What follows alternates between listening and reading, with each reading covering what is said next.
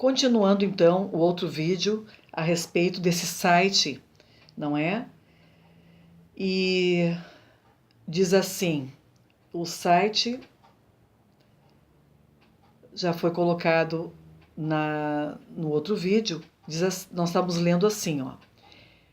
E todo o Velho Testamento está realçado na vinda do Messias, daquele cujo jugo é suave e o fardo é leve. A lei, entretanto, foi entregue aos judeus através de Moisés. Lei esta que não se restringe somente aos 10 mandamentos, mas a inúmeros requisitos impostos aos judeus, os quais até hoje vivem sob tal jugo. Entre aspas, o chefe da sinagoga, indignado de ver que Jesus curava no sábado, disse à multidão: 6 dias há em que se deve trabalhar. Vinde, pois, nesses dias para seres curados, e não no sábado. Fecha aspas. E o que Jesus nos diz? Abre aspas. Disse-lhe, porém, o Senhor: hipócritas, cada um de vós não desprende da manjedoura no sábado o seu boi ou o seu jumento para levá-lo a beber? Por que motivo não se devia livrar deste cativeiro, em dia de sábado, esta filha de Abraão, a quem Satanás trazia presa há 18 anos? Lucas 13:14. Meu Deus, como nós estamos vivendo, eu vivi essa escravidão aí. Eu fui sufocada, abafada, desde que minha mãe, na santa ignorância dela, me colocou com 7 anos de idade, coitadinha da minha mãe, amada na sua santa ignorância. Aquele umbandista pediu, com 7 anos de idade, que eu ficasse na frente daqueles falsos deuses que eu já deixei narrado em vídeos, como também na minha obra A Vida Ensina em Busca do Equilíbrio, no site www.pornomundoazul.com. Ali eu deixei minha obra completa. Então nós vivemos sob o jugo do pai da mentira, o Deus da barganha, o pai da barganha, que te cobra até tua alma, se você não dá para ele, de 7 em 7 anos o que pedem, ou qualquer outra coisa, tem que pagar, e se paga com a alma. Por isso que buscar a vida em Cristo, na Eucaristia, se confessar, é importantíssimo para livrar sob esse jugo do pecado. Continuando, entre aspas, o qual nos habilitou para sermos ministros de uma nova aliança, não da letra, mas do Espírito, não da lei, não da letra, mas agora é do Espírito, em Jesus Cristo. Porque a letra mata, mas o Espírito vivifica. E se o ministério da morte, gravado com letras em pedras, se revestiu de glória, a ponto de os filhos de Israel não poderem fitar a face de Moisés por causa da glória do seu rosto, ainda que desvanecesse, como não será de maior glória o ministério do Espírito? 2 Coríntios, capítulo 3. 2 Coríntios, capítulo 3. Continua. E como fica a lei com o advento do Novo Testamento de Cristo? Porque toda a lei se cumpre em um só preceito, a saber, amarás o teu próximo como a ti mesmo. Gálatas 5,14. Amarás o teu próximo como a ti mesmo. Então, eu amo o meu próximo como eu acabei me amando quando eu recebi uma nova mulher, renascida, né, do pecado. Eu estou aqui para ser de Deus, para ser para o outro. De Deus Pai, eu muito recebi, então eu também tenho muito para dar. Assim eu vejo. Pelo menos eu posso fazer a minha parte, o meu melhor. Pelo menos eu vejo a minha importância no amor para o outro. Eu seria nada, tudo ia apodrecer em mim mesma se eu não deixasse o amor fluir, não é? Aqui tem uma colocação neste livro de Raimundo Lopes que diz assim, ó, uma história de 11 de fevereiro de 1995. Nossa Senhora, posso lhe fazer uma pergunta sobre medalha missionária? E eu carrego a medalha missionária aqui comigo. Eu sempre tenho ela comigo. Sou uma missionária. Ó, essa medalha tem todo o simbolismo todo um simbolismo do M com a cobra, aqui do outro lado tem coração, meio escuro, né? Mas só fazer pesquisa no Google você vai ver bem sobre a medalha missionária. Então, essa é uma mensagem de Nossa Senhora para Raimundo Lopes, página 268 desta obra aqui. Uma voz que fala aos meus ouvidos.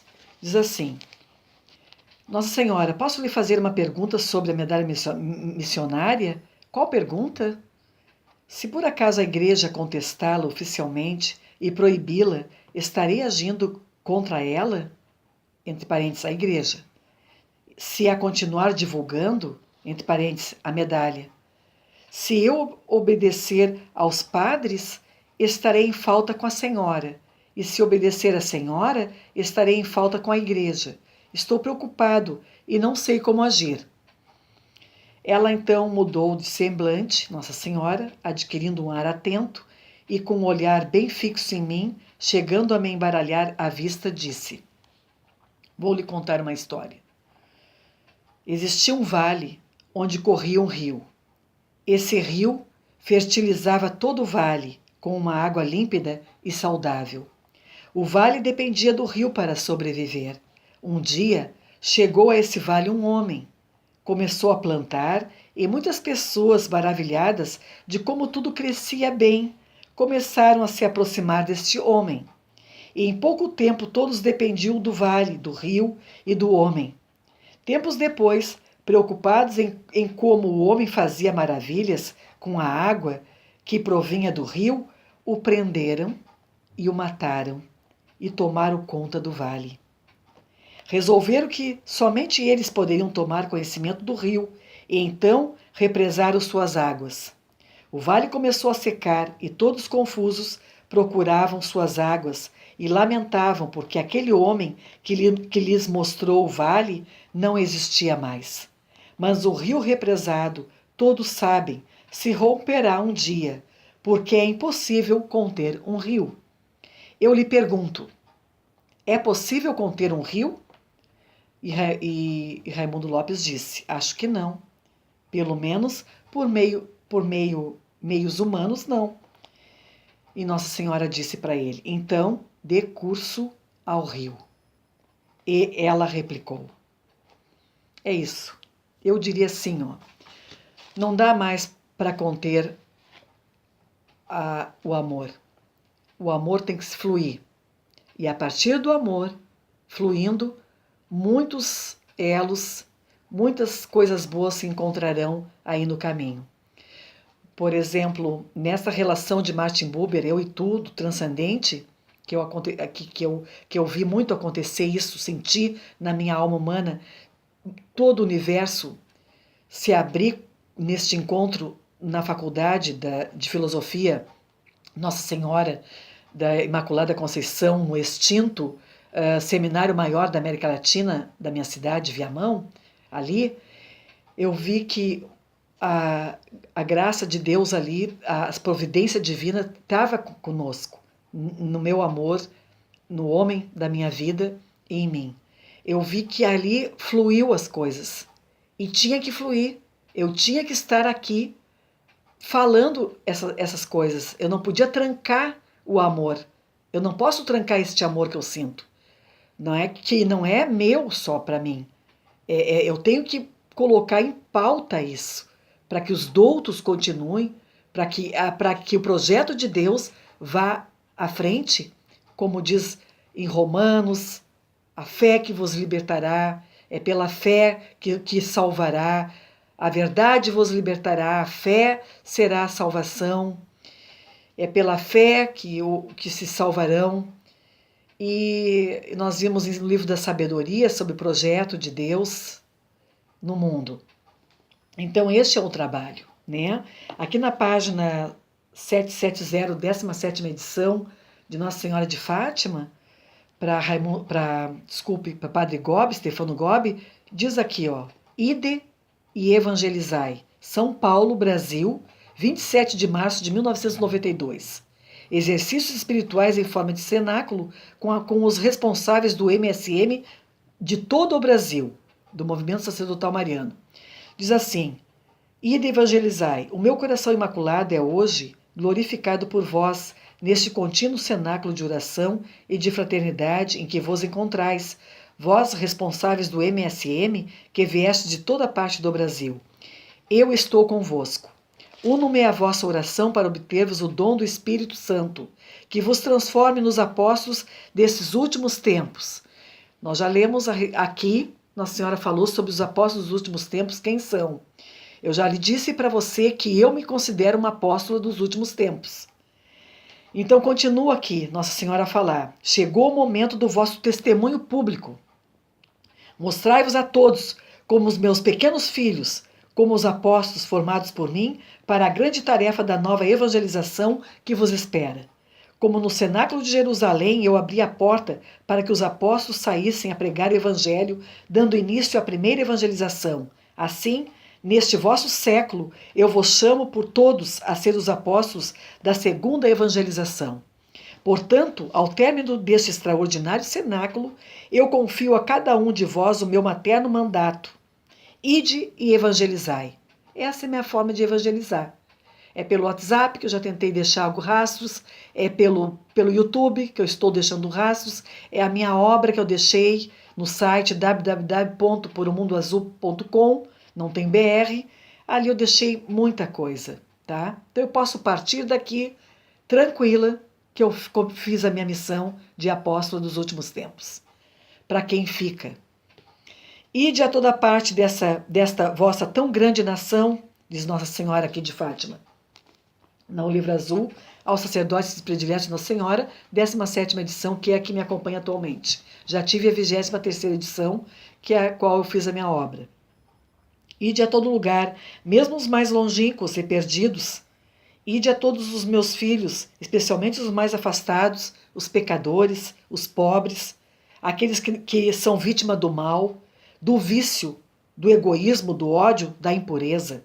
Ide a toda criatura com a força que vos é dada por essa minha materna missão. É verdade, eu amo tanto essa minha mãe, eu amo tanto esse meu pai, amado, Deus da Santíssima Trindade, Deus do judaísmo, do povo judaico, povo eleito de Deus, né, a parte santa dele, e nós estamos aqui tentando, do Novo Testamento, as pessoas que precisam, os predestinados, como diz São Luís Grimond de Montfort, na sua obra, o Tratado, a verdadeira devoção à Santíssima Virgem. Ide a todo lugar, mesmo os mais longínquos e perdidos. Ide a todos os meus filhos, especialmente os mais afastados, os pecadores, os pobres, aqueles que são vítimas do mal, do vício, do egoísmo, do ódio, da impureza. Ide a toda criatura com a força que vos é dada por essa minha materna missão. Ide como apóstolos da segunda evangelização, a qual fortemente vos chama o meu primeiro filho predileto, o Papa João Paulo II. Vejam, continua na 771. Ide evangelizai esta pobre humanidade que voltou a ser pagã depois de quase 2000 anos do primeiro anúncio do Evangelho. Evangelizai-a, pregando a urgente necessidade da conversão e do seu retorno ao Senhor. Sejam destruídos os ídolos que ela construiu com as suas próprias mãos. Que ídolos são esses? O prazer, o dinheiro, o orgulho, a impureza, o ateísmo, o egoísmo desenfreado, o ódio e a violência. E retorne ao seu Deus, pela estrada da penitência, da renúncia a Satanás e às suas seduções, ao pecado e a toda forma de mal. Então florescerão no seu caminho a graça e a santidade, a pureza e o amor, a concórdia e a paz. Evangelizai a igreja sofredora e dividida, invadida pela fumaça de Satanás e ameaçada pela perda da fé e pela apostasia. A igreja, volte a crer no Evangelho de Jesus. O Evangelho de Jesus pregado e vivido à letra torne-se a única luz que a guie no seu caminho terreno. Então a igreja voltará a ser humilde, santa, bela, pobre, evangélica, sem manchas e sem rugas, à imitação de sua Mãe Celeste, que a conduz cada dia para a sua maior renovação. Evangelizai todos os homens, pregando que o reino de Deus está próximo. Jesus Cristo está para retornar. Esta é a situação. Temos que estar preparados dignamente. Continua Nossa Senhora, aproxima-se o momento da segunda vinda de Jesus, do retorno de Cristo na glória, para instaurar entre vós o seu reino de graça, de santidade, de justiça, de amor e de paz. Anunciai a todos este seu glorioso retorno, para que floresça sobre o mundo a esperança e os corações dos homens se abram para recebê-lo. Sim, nós não estamos no final dos tempos, são os últimos tempos, nos revela Nossa Senhora. Mas nós temos que correr o tempo. Eu corri. Nós não podemos deixar para amanhã o que nós podemos fazer hoje, já agora. Escancarai as portas a Jesus Cristo que vem. E continua na página 772. Para isso pregai a necessidade da oração e da penitência, da prática corajosa de todas as virtudes, do retorno ao culto perfeito do amor, de adoração e de reparação a Jesus, presente na Eucaristia. Difundi em toda parte os cenáculos de oração que eu vos pedi entre as crianças, os jovens, os sacerdotes, os fiéis. Sobretudo, difundi em toda parte os cenáculos familiares que vos peço como um meio poderoso para salvar a família cristã dos grandes males que a ameaçam.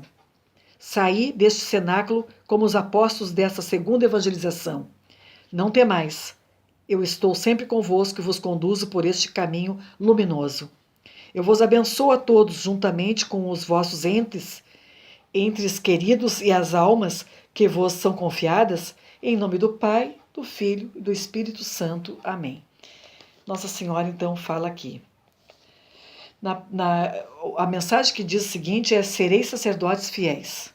Rúbio Vicença, 16 de abril de 1992, uma quinta-feira santa. Sereis sacerdotes fiéis. Então, adquirir esse livro e crer nele é importantíssimo para os tempos de agora. Para se refugiar no sacrário, no espiritual, Nossa Senhora de Fátima, ela pede para que a gente se refugie no seu imaculado coração para perpassar os tempos difíceis. Há que se ter coerência e sabedoria ao usarmos as Escrituras, entendimento, desobrigados de qualquer interesse, buscado a palavra revelada e, acima de tudo, mover do Espírito Santo, chamando a atenção que o descanso é espiritual. Descanso é aqui, no nosso interior. É com Jesus Cristo o nosso descanso. Nós temos que estar em paz aqui. Tendo paz interior, a gente pode formar a paz exterior. Os versículos bíblicos usados corretamente completam uns aos outros, se confirmando. Sabemos também que existem 3 espíritos: o Espírito Santo de Deus, o Espírito do homem, o Espírito do maligno. Busquemos, pois, a comunhão com o Senhor. Então vejam, o Espírito de Deus, o Espírito do homem e o Espírito do maligno. Cuidado. E continua aqui várias colocações. Lei da fé, diz aqui: concluímos, pois, que o homem é justificado pela fé, sem as obras da lei. Romanos 3:27. Nós já vimos isso. Eu deixei muita coisa gravada sobre o livro, sobre Romanos. A carta aos Romanos, né? Lei de Cristo, que é Paulo que escreveu. Lei de Cristo: levai as cargas uns dos outros, e assim cumprireis a lei de Cristo. Gálatas 6:2. Escrita não com tinta, mas com o Espírito de Deus, vivo, não em tábuas de pedra, mas nas tábuas de carne do nosso coração. Nossa alma humana, né? 2 Coríntios 3:3. Lei do Espírito de vida.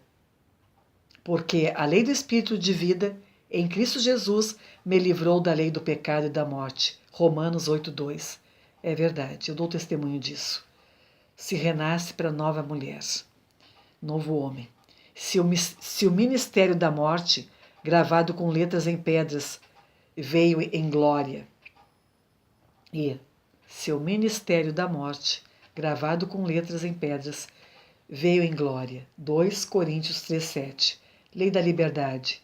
Assim falai e assim procedei, como devendo ser julgados pela lei da liberdade. Tiago 2:12. Realmente, não estamos sem lei.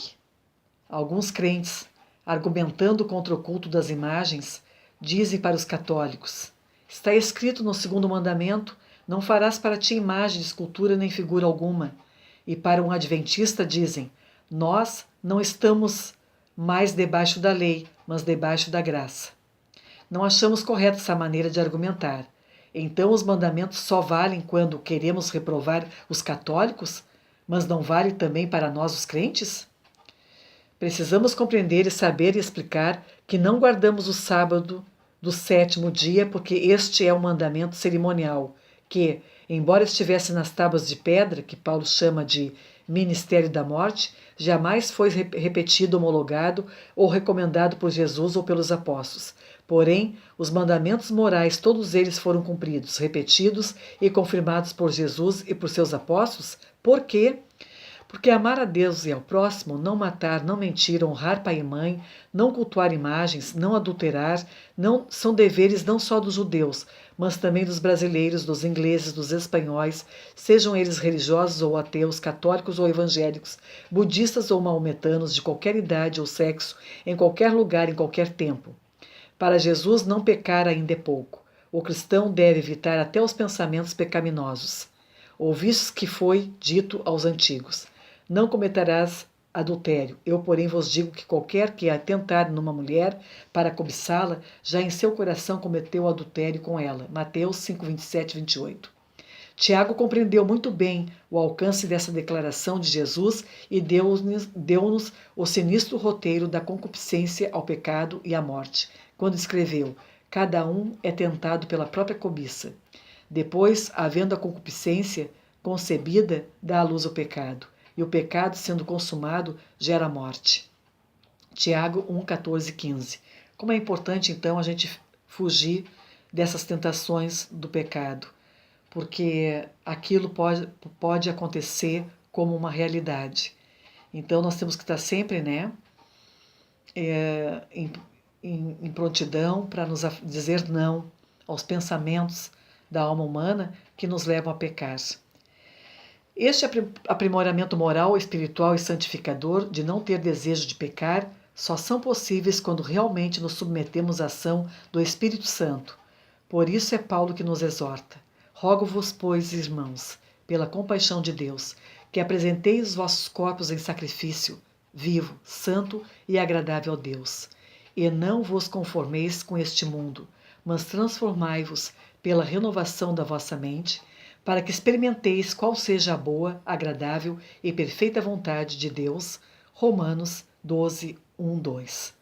Se alguém cumpre a primeira condição desse versículo, gozará certamente do privilégio de degustar a boa, agradável e perfeita vontade de Deus. Porém, se alguém quer viver em conformidade com o mundo, jamais saberá como a vontade de Deus é tão boa, agradável e perfeita. É promessa divina: e dar-vos-ei um coração novo, e porém dentro de vós um espírito novo. E porém dentro de vós o meu espírito, e farei que andeis nos meus estatutos, e guardeis os meus juízos. Ezequiel 36, 26 e 27.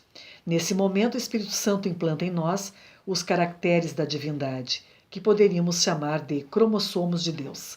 Esses cromossomos de Deus irão desenvolvendo-se para formar em nós a imagem de Cristo, assim como uma criança se vai formando no ventre materno. E continua a explicação, então, que eu vou deixar dito aqui de quem foi, novamente, do site que foi consultado. Ele continua, e é do autor, publicado em 3 de outubro de 2012 por Gilson Lopes da Silva Júnior, Sábado Judaico e Domingo Cristão. Sabendo que nós católicos, nós adoramos Jesus Cristo, nós amamos Nossa Senhora e temos a imagem não como uma coisa idolátrica. Nós temos Nossa Senhora como uma imagem para nos lembrar dela e nós amarmos essa mãe como se fosse uma fotografia de um ente que a gente pede, quer ter, para lembrá-lo, não é? É assim que a gente tem. Então, se nós temos imagens católicos, as nossas imagens são nestes termos. Adoramos somente a Deus, acima de todas as coisas. Adoramos Jesus Cristo na Eucaristia. É isso. Tudo em nome Pai, Filho, Espírito Santo. Amém. Para a honra e glória do nome do Senhor. Amém.